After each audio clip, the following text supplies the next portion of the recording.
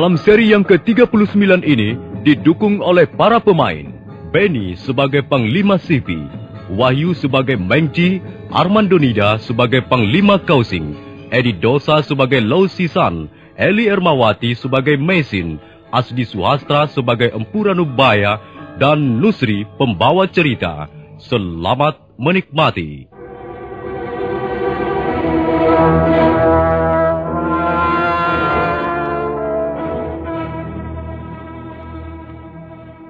Begitu mendengar perintah Mengci, prajurit-prajurit Mongolia serentak mengepung halaman kuil pingsan.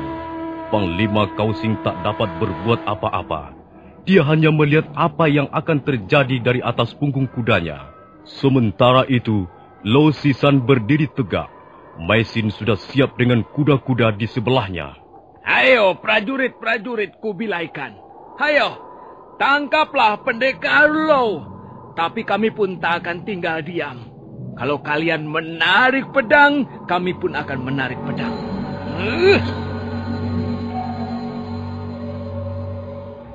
Panglima Sipi tersentak begitu melihat Lau Sisan menghunus pedang naga puspa. Demikian pula prajurit-prajurit yang mengelilingi halaman kuil. Juga Panglima Kausing ikut ternganga. Apalagi Mengci yang sudah menyaksikan kedahsyatan pedang pusaka ciptaan Puranubaya itu segera melompat mendekati Panglima Sipi. Hati-hati Panglima. Pedang itu luar biasa. Mengci, kalau takut menghadapi pedang, jangan menjadi prajurit. Minggirlah. Hei, pendekar Lau. Jadi kau dan istrimu sudah memutuskan untuk melawan kami. Ya, lebih baik kami terlentang menjadi bangkai daripada menyelah. Kau tahu artinya melawan kami? Artinya kau melawan pemerintah Mongolia. Kau melawan Kaisar Kublai Khan. Aku tidak pernah melawan pemerintah Mongolia ataupun Kaisar. Aku pun orang Mongol. Kami berdua berdarah Mongol. Kami pun cinta negeri kami. Tapi kami tidak sudi menyelah di depan Sihpi. Sekalipun dia adalah panglima perang. Kalian sudah membunuh ayah kami yang tercinta. Kami akan merasa sangat berdosa kalau sampai kami menyerah dan bertekuk lutut. Kalian berdua, suami istri yang malang. Kalian akan mati bersama-sama di halaman kuil ini. Dan itu bukan salahku. Salah kalian sendiri. Tangkap mereka! Kalau melawan, bunuh saja!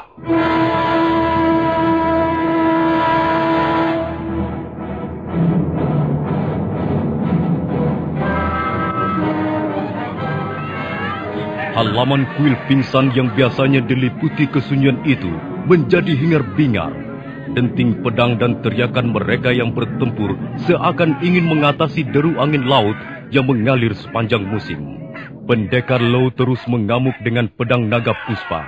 Sementara Mesin membendung serbuan prajurit tak jauh dari suaminya.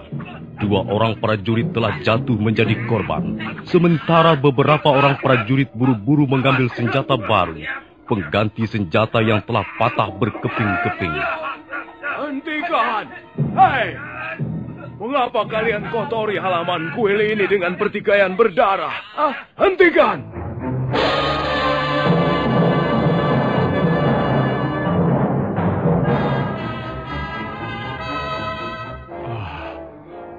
Lihat Panglima. Si tua itulah yang keladinya Panglima. Iya. Akhirnya dia muncul untuk menyerahkan nyawanya. Benar. Aku muncul untuk menyerahkan nyawaku. Tuan Ranubaya. Tenanglah Tuan Lo. Biarlah saya yang menyelesaikan persoalan ini. Saya tak ingin melihat darah tumpah terlalu banyak di negeri orang gara-gara saya. Nah, Panglima Sipi, anggaplah aku. Karena memang akulah biang keladi peristiwa ini. Tangkaplah si tua Ranubaya ini. Dan terserah apa yang akan kau lakukan. Tapi dengan syarat. Apa syaratnya? Tuan Panglima jangan melibatkan siapa-siapa. Pendekar Lau tidak bersalah. Dia dan istrinya harus dibebaskan dari semua tuduhan. Baiklah. Aku penuhi syaratmu itu. Mengci, Ya. cepat tangkap dan ikat orang tua itu. Aha. Baik, Panglima. Nah, serahkan tanganmu, Pak Tua.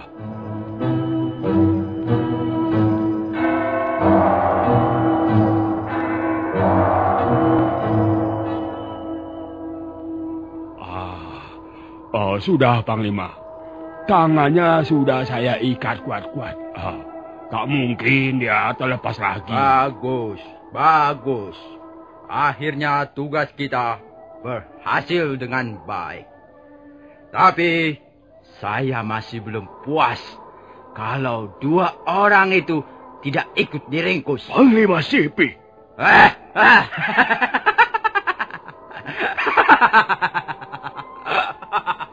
Kau pikir aku akan begitu mudah menyetujui syarat yang kau ajukan? Ha? Ternyata kau sapi tua yang sudah pikun. Ha? Bagaimana aku akan membiarkan suami istri itu bebas? Ha? Sementara anak buahku banyak yang terbunuh. Ha? Ha? Panglima, jadilah orang yang bisa dipercaya. Aku seorang prajurit. Aku hanya menjalankan tugas.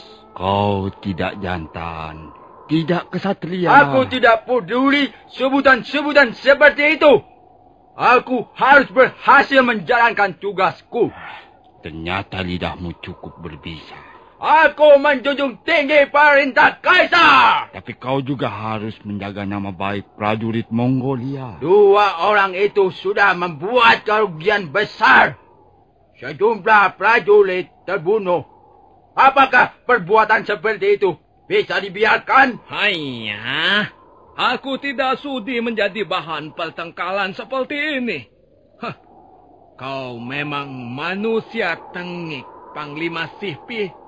Hatimu busuk. Ayo, cepat! Bunuh saja orang ini! Bunuh mereka! Biar aku yang akan bertanggung jawab di depan Kaisar!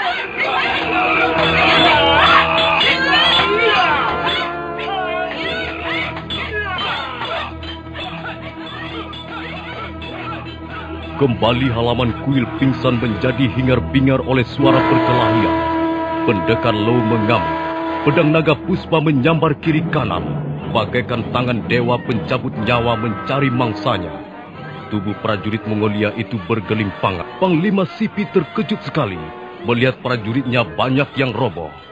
Ayo, hantam terus! Bunuh saja! Bunuh mereka! Hantam terus! Mendengar teriakan Panglima Sipi, prajurit Mongolia bangkit lagi semangatnya. Dan sekitar 40 orang serentak turun dengan senjata siap menghantam. Pendekar Lo menyambut mereka. 6 orang roboh sekaligus, tapi yang lain tak mau tinggal diam. Mereka terus merangsek. Jatuh 1 datang 3 atau 4 orang prajurit. Lama-kelamaan pendekar Lo merasa kewalahan juga. Tenaganya terkuras habis untuk melayani serangan yang terus-menerus bagaikan gelombang. Melihat keadaan yang semakin tidak menguntungkan, dan takut keselamatan istrinya terancam, pendekar Lo menarik tangan Messi. Hai! Jangan lari! Pada mereka! Jangan sampai kabur!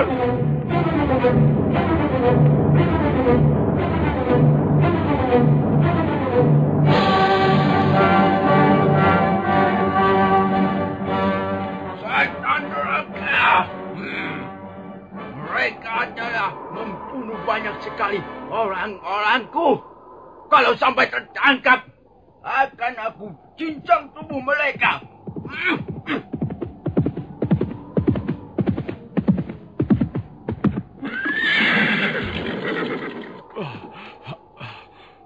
Mereka berhasil lolos, Panglima. Kami sudah menggeledah sekitar kuil ini. Tapi tak ada kami temukan. Mungkin mereka telah lari melewati jalan rahasia. Jangan dikira aku akan berhenti sampai di sini. Sampai ke ujung bumi pun akan ku kejar. Mengci! Iya, Panglima. Kau bawa si Tuan Lanubaya itu ke hadapan Kaisar. Iya. Awas, jangan sampai lengah. Kalau sampai dia melarikan diri, kepalamu yang akan menjadi gantinya. Dan Panglima akan kemana? Aku akan terus mengejar pendekar Lo dan istrinya. Aku belum puas kalau belum melihat mayat mereka terkapal di depanku. Panglima Kosing, apakah kau akan ikut aku mengejar orang-orang itu? Atau pulang ke istana bersama Mengci? Terserah kau. Panglima Kausing tertegun sejenak. Dia khawatir nasib Empu Ranubaya di tengah jalan. Orang seperti Mengci sudah dikenal betul wataknya. Bisa saja timbul niatnya membunuh tawanannya di jalan hanya untuk memuaskan nafsu amarahnya. Karena itu, Panglima Kausing memilih pulang ke istana dengan tujuan menjaga keselamatan Empu Ranubaya.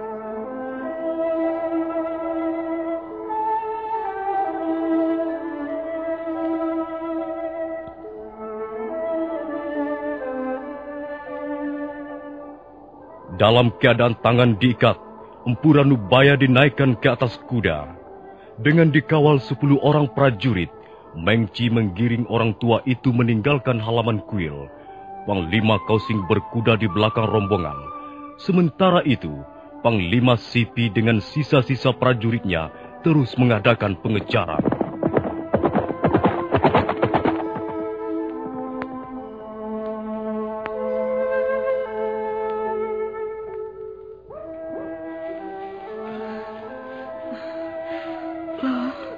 Kita berhenti dulu. Aku lelah sekali. Kita istirahat sebentar, loh. Iya, kita istirahat sebentar. Tempat ini agaknya cukup aman. Terlindung bukit dan sungai kecil di sebelah sana. Loh, mengapa akhirnya seperti ini kejadiannya? Mesin, sudahlah. Jangan menyesali nasib. Kita tidak pernah melakukan keburukan. Kita bermaksud baik. Karena itu kita tidak boleh takut. Segala bentuk kesulitan pasti ada jalan keluarnya. Kau memang laki-laki yang tabah, loh. Itulah sebabnya aku sangat mencintaimu. Kasihan Tuan Ranubaya. Dia menyalahkan dirinya demi keselamatan kita berdua. Bagaimana pendapatmu? Apakah Kaisar akan mengampuninya? Hal itu tidak mungkin. Jumlah korban sudah cukup banyak. Kaisar akan membela harga diri prajurit Mongol di mata rakyatnya. Kita sendiri barangkali akan menjadi manusia buron seumur hidup. Kaisar tidak akan pernah mengampuni kita, Mei. Semua ini gara-gara Panglima Sipi. Bukan Panglima Sipi, tapi Mengci yang licik. Dia pendendam dan licik. Dialah yang menanam benih kelusuan ini sejak dari Singasari. Iya, Canpi sudah menceritakannya semuanya. Iya. Bagaimana? Apa kau masih lelah? Nafasku sudah agak longgar. Mau jalan lagi, loh? Iya. Ayo. Kita jangan terlalu lama berhenti di suatu tempat. Mereka pasti mengejar kita. Ayo.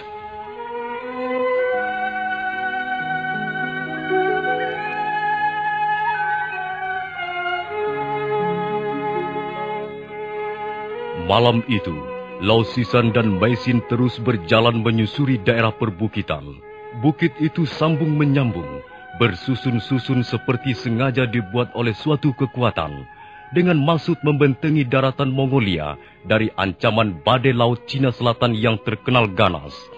Beberapa kali Maisin terpaksa mengajak suaminya istirahat.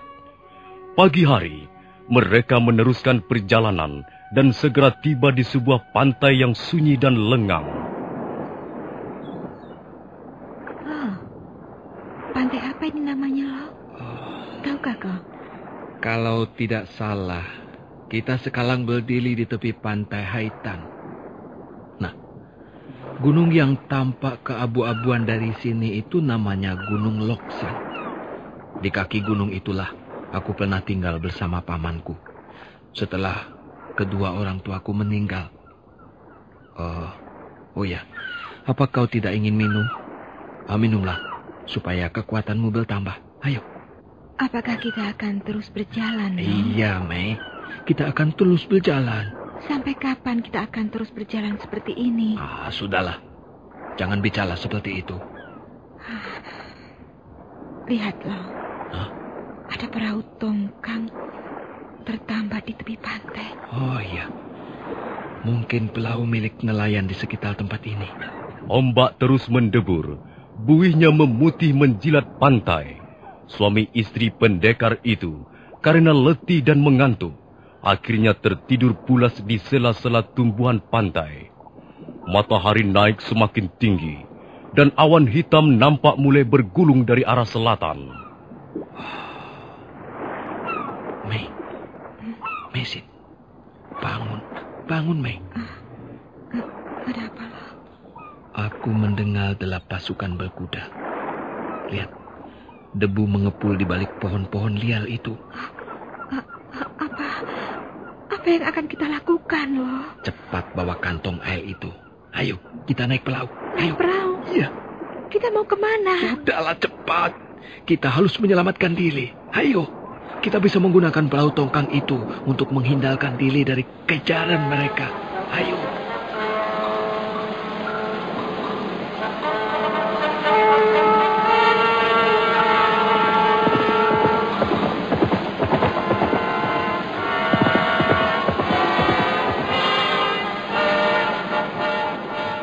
Memang benar apa yang dikatakan Lau Sisan. Derap pasukan berkuda itu adalah derap prajurit-prajurit Mongolia yang mengejar mereka.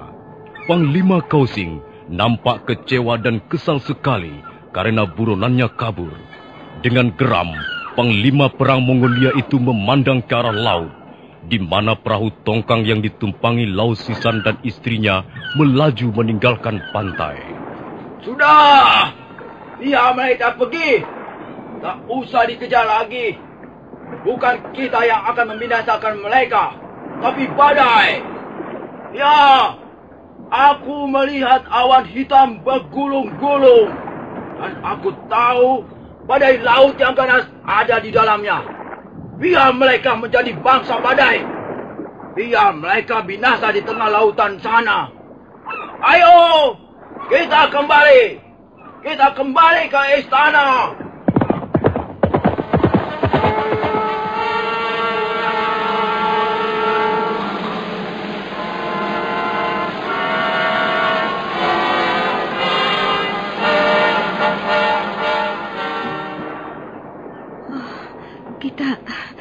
Kita akan pergi kemana, Lo?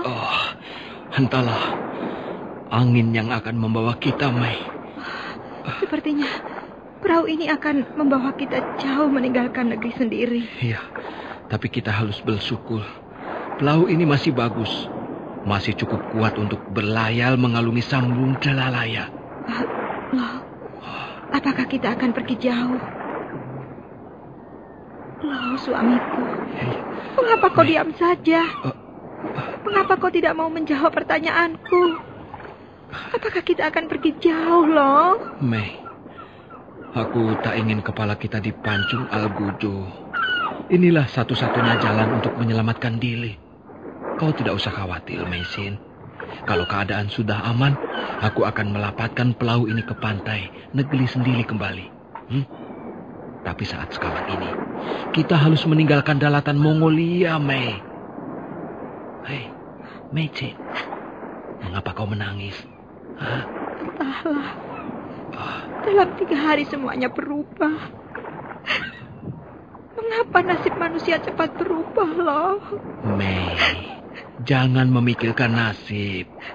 Sudahlah, itu bukan urusan kita. Tapi kita yang mengalaminya. Rasakannya. Meicin. Apakah kau tidak bisa berhenti mengeluh? Aku pun cemas memikirkan keadaan kita sekarang ini. Aku cemas, Mei.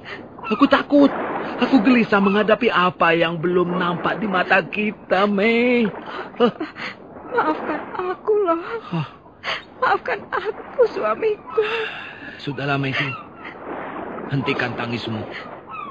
Marilah kita hadapi kesulitan ini bersama-sama. Hah?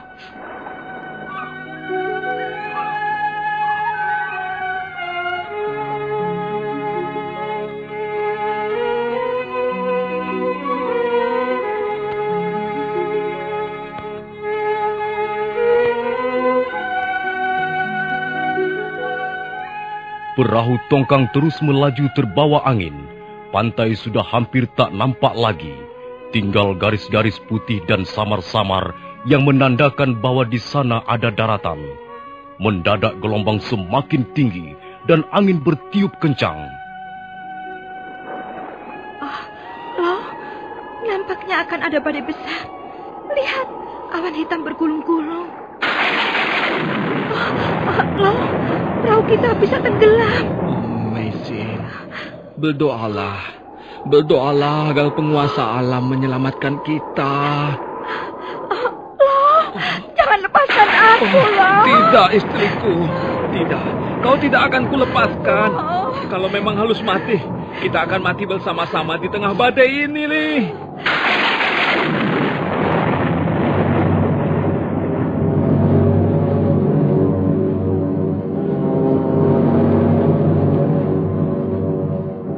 Angin terus mengamuk.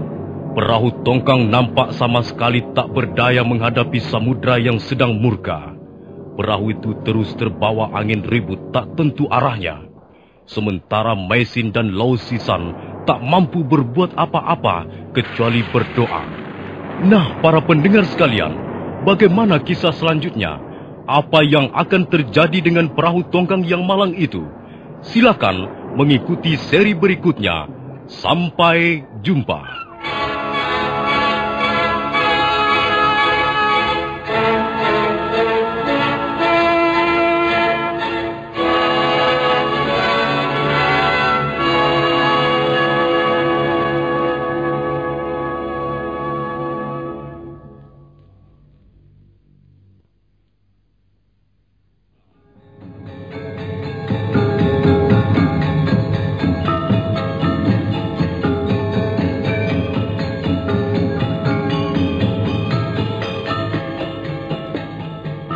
Dalam seri yang ke-40 ini didukung oleh para pemain.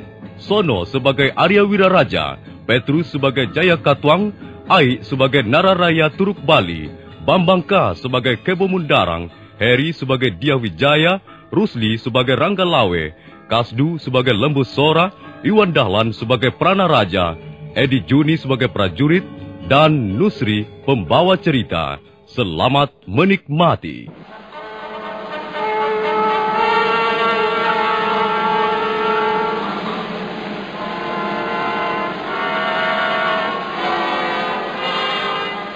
Dalam seri sebelumnya diceritakan bahwa Lau Sisan dan Meisin diserang badai dalam pelariannya menggunakan perahu tongkang.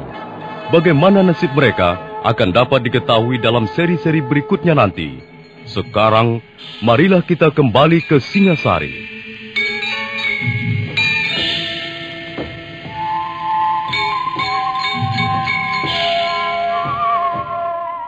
Singasari yang besar, yang dulu bernama Tumapel, mempunyai banyak negara bawahan seperti Daha atau Kediri, Jenggala, Sanggariti, Wengker, Lasem, Tuban, Belambangan sampai ke Sumenep. Salah satu di antara negara bawahan itu ialah Kerajaan Gelang-Gelang dengan rajanya yang bernama Jaya Katwang atau Aji Katwang.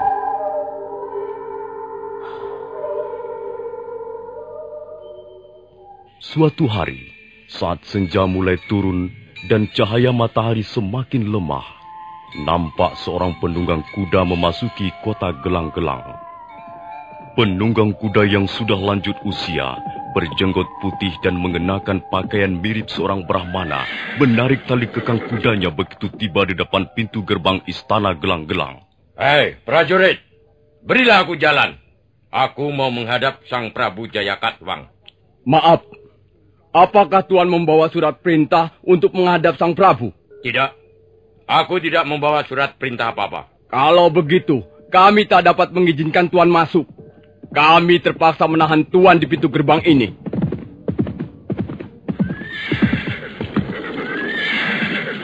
Maaf, bukankah Tuan yang bernama Arya Wiraraja dari Kadipaten Sumenep? Ya, benar. Dan aku masih ingat, masih mengenalimu dengan baik, Kebu Mundarang. Terima kasih, Tuan. Apakah Tuan bermaksud menghadap Sang Prabu? Apakah yang telah dilakukan prajurit-prajurit ini, Tuan? Ada hal yang sangat penting yang ingin saya kemukakan pada Sang Prabu Jayakatwang. Oh, kalau begitu mari Tuan. Mari saya antarkan menghadap beliau. Dan maaf kalau prajurit-prajurit ini tadi telah berlaku kurang sopan pada Tuan. Oh, tidak, Kebu Mundarang. Mereka tidak apa-apa. Mereka adalah prajurit-prajurit jaga yang baik. Awas prajurit, kami mau lewat. Nah, mari Tuan.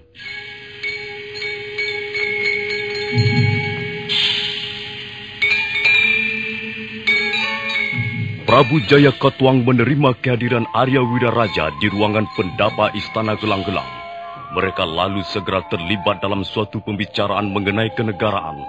Hadir dalam pertemuan itu Kebo Mundarang dan Pudot, dua orang kepercayaan Prabu Jayakatwang. Oh, sekarang ini Singosari sedang mengalami kemunduran yang semakin lama semakin parah.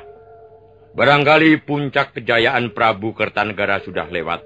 Maaf Tuan Wiraraja. Bukankah masih banyak tokoh-tokoh kuat yang mendukung pemerintah Singasari sekarang ini? Seperti Ranggalawe, Nambi, Kebo Tengah, Kebo Anabrang, Lembu Sora, Banyak Kapuk. Ya, menurut pendapat saya, orang-orang ini tak bisa kita sepelekan begitu saja. Ya, Angger Prabu tidak salah. Tapi harap Angger ketahui, apa yang tampak di luar belum tentu seperti yang ada di dalam. Memang, sepintas lalu Singosari masih nampak sebagai suatu kekuasaan yang paling disegani. Banyak tokoh-tokoh kuat, bala tentaranya banyak jumlahnya, dan semua terlatih dengan baik. Tapi, marilah kita lihat lebih jauh. Menurut pendapat saya, ada beberapa kelemahan pokok yang membuat Singosari menjadi keropos di dalam.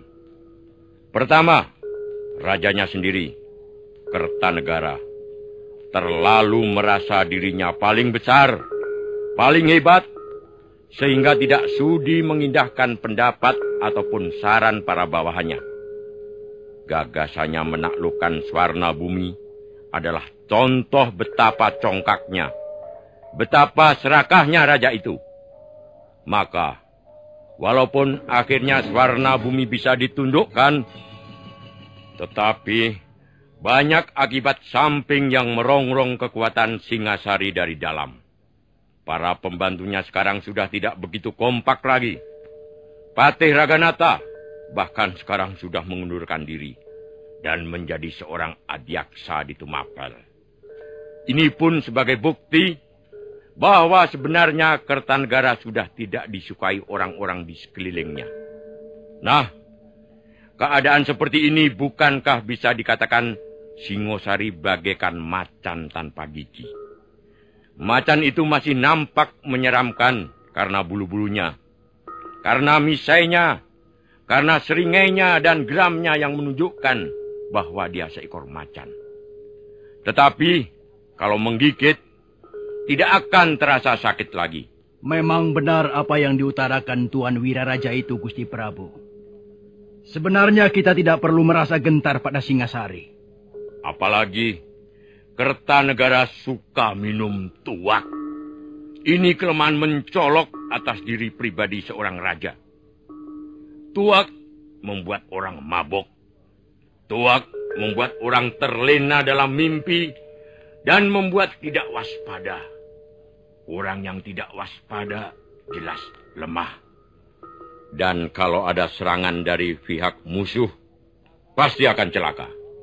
Maka, kalau Angger Jayakatwang mau mendengar nasihat saya, seandainya Angger mempunyai keinginan memberontak terhadap Singosari, Sekarang inilah saatnya.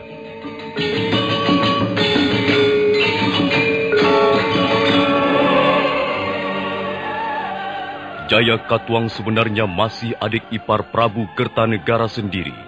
Dia mengawini Narararia Turuk Bali, putri sang Prabu Seminingrat atau Ranggawuni. Di samping adik ipar, Jaya Katuang juga masih besan Kertanegara, karena Arda Raja putranya mengawini putri Raja Singasari tersebut. Karena masih adanya ikatan kekeluargaan, maka Jaya Katuang merasa perlu memberitahukan pada istrinya mengenai usul yang telah dikemukakan Arya Wiraraja. Menurut Kanda Prabu sendiri, bagaimana? Aku datang ke keputren ini justru ingin mendengar pendapatmu, Dinda. Kalau Kanda Prabu minta pendapat hamba, baiklah. Menurut pendapat hamba, saran atau usul Arya Wiraraja itu jangan hendak diberi angin. Mengapa begitu? Karena usul itu kalau dilaksanakan, bisa memecah belah pertalian keluarga. Sang Prabu Kertanegara itu bukan orang lain bagi kita. Beliau adalah saudara tua hamba sendiri. Apa kau ingin melihat Jaya Katuang menjadi raja gelang-gelang seumur hidupnya? Menjadi raja bawahan itu tidak menyenangkan. Bukankah kita sudah tidak kekurangan apa-apa? Selama ini Sang Prabu Kertanegara selalu bersikap baik terhadap gelang-gelang. Bahkan putra kita Arda Raja telah berkenan diambil menjadi menantunya. Tapi aku mempunyai keinginan lain. Dan keinginanku ini sudah terpendam sejak lama. Aku ingin kita menengok pada kenyataan sejarah, Dinda. Dulu, di desa Ganter, pada tahun 1222, bala tentara Kediri dihancur leburkan oleh prajurit Tumapel. Sang Prabu Kertajaya terbunuh, dan Kediri jatuh ke tangan Ken Arok. Selanjutnya Kediri menjadi negara bawahan Tumapel yang lalu bernama Singasari. Apa gunanya mengurut peristiwa sejarah, Kanda Prabu? Bukankah semua itu sudah berlalu? Kita bisa belajar dari apa yang sudah berlalu. Ken Arok telah membuat sejarah baru dengan membunuh Dandang Gendis, lalu mendirikan dinasti Rajasa. Sungai peristiwa yang semula bermata air di Kediri telah dipindahkan oleh Ken Arok ke Singasari. Apakah Kanda Prabu ingin mengubah kembali jalannya sejarah? Iya. Itu akan banyak memakan korban. Korban diperlukan untuk kebesaran seseorang. Itu watak yang tidak bijak. Di mana letak kebijakan? Di tengah hati rakyat. Aku adalah seorang raja. Aku membutuhkan kekuasaan. Kekuasaan yang lebih besar.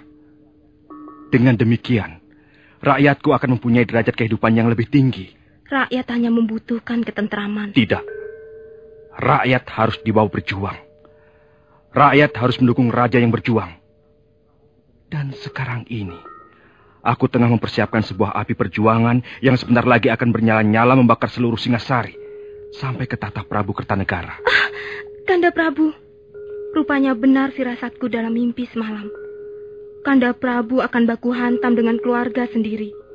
Korban berjatuhan di mana-mana. Ratap tangis terdengar sampai ke pelosok negeri. Kehadiran banyak wide, Adipati Sumenep itu akan membawa malapetaka untuk kita semua.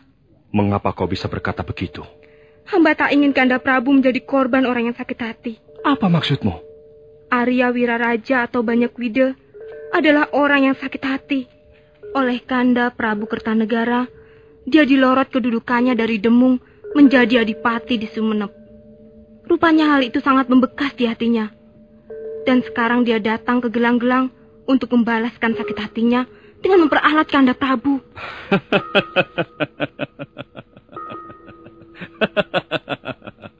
Dinda, aku bukan anak kecil. Aku tidak bisa ditunggangi maksud-maksud buruk orang lain dalam usahaku membina kekuasaan. Dinda Turuk Bali, kau adalah istriku.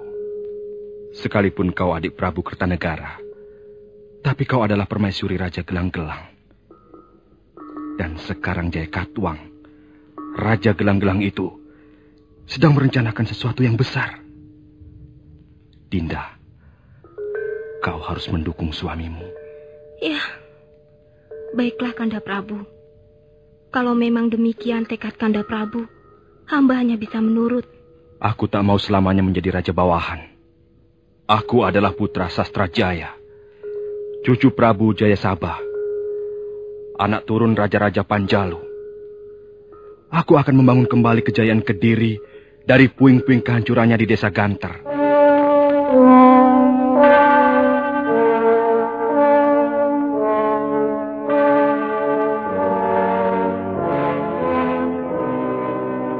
Malam itu Arya Wiraraja menginap dan menjadi tamu kehormatan Istana Gelang-Gelang. Keesokan harinya, dia kembali menghadap Prabu Jayakatwang untuk membicarakan rencana pemberontakan terhadap pemerintah Singasari. Hadir dalam pembicaraan itu Kebo Mundarang dan beberapa orang yang merupakan tokoh ilmu kanuragan. Paman Kebo Mundarang, bagaimana dengan tugas-tugas Paman? Apakah Paman sudah berhasil menghimpun kekuatan dari berbagai kelompok yang nantinya bersedia memberikan dukungan pada kita? Hamba sudah melaksanakan tugas itu sebaik-baiknya, Gusti Prabu. Seperti yang Gusti saksikan sendiri di ruang pendapa ini, ada beberapa tokoh pendekar kenamaan yang hadir. Yang di sebelah hamba ini adalah Ki Janapati. Kemudian di sebelahnya, Empu Tong Bajil dari lereng Tengger. Di sebelahnya lagi, seorang tokoh pendekar wanita, adik seperguruan Empu Tong Bajil yang bernama Dawi Rambite. Dan yang terakhir adalah Empu Renteng yang kemampuannya tidak bisa kita ragukan lagi. Mereka inilah nanti yang akan membantu Gelang-Gelang kalau saatnya sudah tiba. Baiklah. Ku sampaikan rasa terima kasih yang besar pada kalian semua yang telah sudi membantu aku. Selanjutnya, kalian hanya tinggal menunggu perintah untuk bergerak. Sekarang, aku mau minta pendapat Tuan Wiraraja. Mudah-mudahan saya dapat menyumbangkan pikiran yang akan membantu meringankan tugas Angger Prabu. Apa yang Tuan ketahui tentang bala tentara Singasari sekarang ini?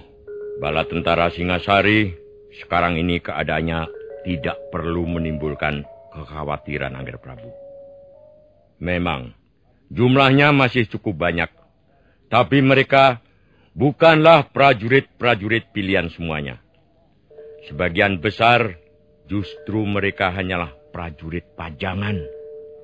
Sedangkan pasukan tempurnya yang handal sekarang ini masih banyak yang ditugaskan ke negara-negara taklukan seperti Pahang, Bakulapura, ataupun Swarnabumi. Namun begitu, Angger tidak boleh meremehkan mereka. Tuan, bagaimana menurut Tuan Wiraraja? Apa yang bisa kita lakukan dalam waktu dekat ini? Setelah saya memeriksa bala tentara Gelang-Gelang di alun-alun kemarin, saya merasa yakin bahwa usaha Angger Jayakatwang akan berhasil. Yang paling penting adalah memanfaatkan apa saja demi keuntungan pasukan kita. Saya kira ada di antara putra Angger Prabu yang sekarang ini tinggal di Istana Singasari. Bukankah ini merupakan modal yang sangat besar? Tapi apakah hal itu tidak menimbulkan kecurigaan dari pihak keluarga istana, Tuan? Jika segala sesuatunya dikerjakan dengan rapi, melalui rencana yang matang, dan tidak mencolok, saya kira tidak akan menimbulkan masalah. Nah, Angger Jayakatwang, saya melihat dengan jelas pintu menuju kekuasaan sudah terbuka lebar di depan Angger. Tinggal bagaimana Angger memasukin pintu itu dan menutupnya kembali dari dalam. Baiklah Tuan Arya Wiraraja. Terima kasih atas nasihat, saran, usul, ataupun wawasan yang Tuan berikan pada kami. Dan saya sudah menangkap isyarat yang Tuan sampaikan. Pintu kekuasaan. Ya, saya akan segera memasuki pintu itu. Paman Kebo Mundarang? Iya, Gusti Prabu. Mulai besok pagi, buatlah persiapan-persiapan. Kerahkanlah seluruh pasukan Gelang-Gelang. Bagilah menjadi 4 kelompok besar. Dan selanjutnya, Tunggulah perintahku untuk mengadakan penyerbuan ke Singasari.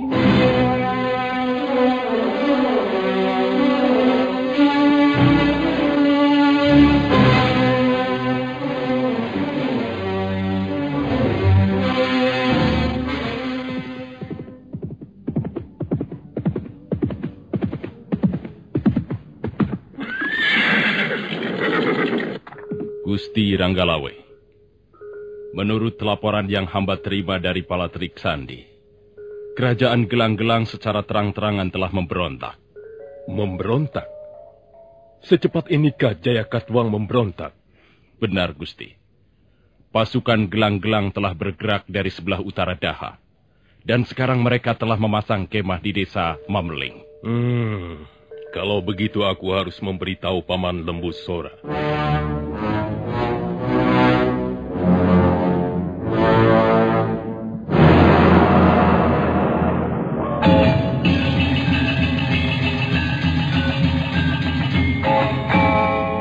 Apakah laporan Telik Sandi itu bisa dipercaya, Pranaraja? Hamba yakin. Laporan mereka benar, Gusti Lembusora. Sekarang pasukan Gelang-Gelang sudah memasang kemah di Mameling. Walaupun mereka belum sampai menyerbu ke Singosari, tapi keadaan ini harus segera ditanggulangi. Ya, kau benar, Ronggolawe. Kalau kita membiarkan mereka sampai menyerang, tanpa mengadakan barisan pertahanan dan perlawanan, sama halnya menyerahkan kota Singasari ke tangan Jayakatwang. Kalau sampai pasukan mereka menyerbu kemari, Singasari akan tenggelam dalam genangan banjir peperangan yang dahsyat dan gawat. Paman, saya kira Gusti Sanggrama Wijaya harus segera mengetahui keadaan ini. Ya. Sekarang kau kembali ke alun-alun, Pranaraja. Benahilah pasukan pertahanan. Buatlah persiapan darurat. Dan kau, Lawe, ikutlah aku melaporkan hal ini kepada Gusti Sanggrama Wijaya.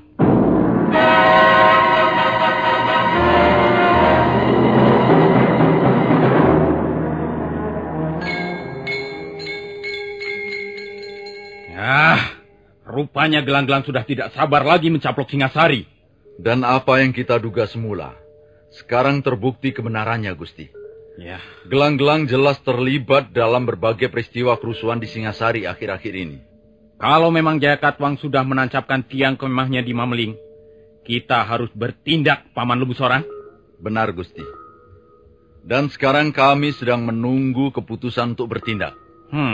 Baiklah. Soal keputusan itu bukanlah wewenangku. Ayahanda Prabu Kertanegara yang harus memutuskan. Tapi, Gusti, ya, belum tentu Ayahanda Prabu mempercayai berita ini. Hamba khawatir semuanya nanti terlambat. Akibatnya bisa sangat parah. Lalu harus bagaimana? Apakah kita akan bertindak sendiri di luar sepengetahuan Ayahanda Prabu? Hal ini bisa menimbulkan kesalahpahaman. Kita bisa dituduh merampas wewenang seorang raja. Tapi, Gusti, membiarkan pasukan Jayakatwang menyerbu kota Singasari, sama halnya dengan memberikan kesempatan Jayakatwang merampas kekuasaan dengan mudah. Nah, sekarang begini saja. Biarlah aku yang akan bertanggung jawab. Malam nanti Kakang Ranggalawe dan Gajah Pangon kutugaskan menyerbu ke Mameling. Iya, begitu lebih baik. Hal itu akan banyak sekali gunanya, Gusti. Paling tidak bisa membuat Jayakatwang merenungkan kembali tindakannya.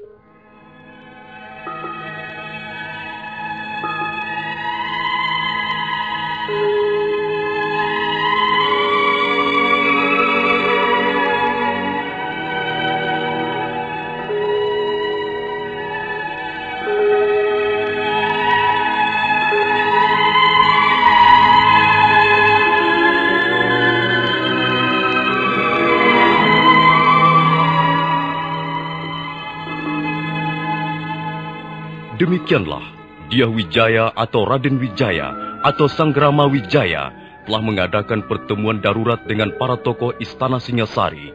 Nah, para pendengar sekalian, apakah yang akan terjadi selanjutnya? Apakah pasukan Gelang-Gelang akan mampu menerobos masuk kota Singasari hingga Jayakatwang berhasil mewujudkan cita-citanya menjadi raja di Kediri? Silakan mengikuti seri berikutnya. Sampai jumpa.